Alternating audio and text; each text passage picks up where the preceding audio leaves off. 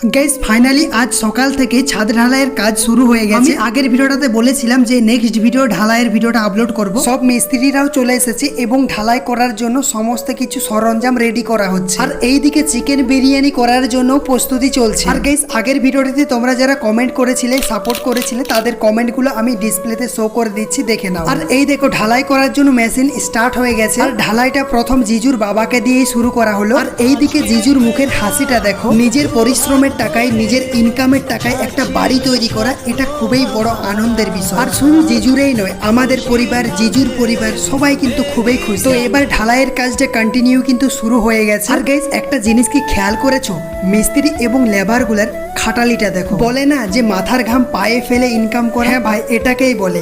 ছেলেদেরকে টাকা ইনকাম করার জন্য কি কি নাই করতে হয়। তো যাই হোক, ঢালাই করতে করতে বালি কিন্তু শেষের মুখে। তার জন্য আমি একটু বালি চেলে দিলাম। আর গাইস এরপর ছাদে উঠে দেখলাম কাজ কিন্তু অনেকটাই এগিয়ে গেছে। এবার আমি খাবার জন্য চলে এলাম। আর এই দেখো চিকেন বিরিয়ানি খেতে বসে গেছি। আমি তাড়াতাড়ি খেয়ে নিলাম। আর খাওয়া দাওয়া করার পর এসে দেখি কাজটা কিন্তু শেষের মুখে। আর গাইস একবার বৃষ্টিও চলে এসেছিল, আমরা ভয় খেয়ে গেছিলাম। ভাবছিলাম অনেক জোরে বৃষ্টি এলে ছাদ পুরো ধোয়া হয়ে যাবে। তো যাই হোক, আল্লাহর রহমতে ঢালাইয়ের কাজটা কিন্তু খুব সুন্দরভাবে কমপ্লিট হয়ে গেল। আর গাইস ভিডিওটা যদি ভালো লেগে থাকে একটা লাইক করে চ্যানেলটিকে সাবস্ক্রাইব করে নেবে। আর ফেসবুক থেকে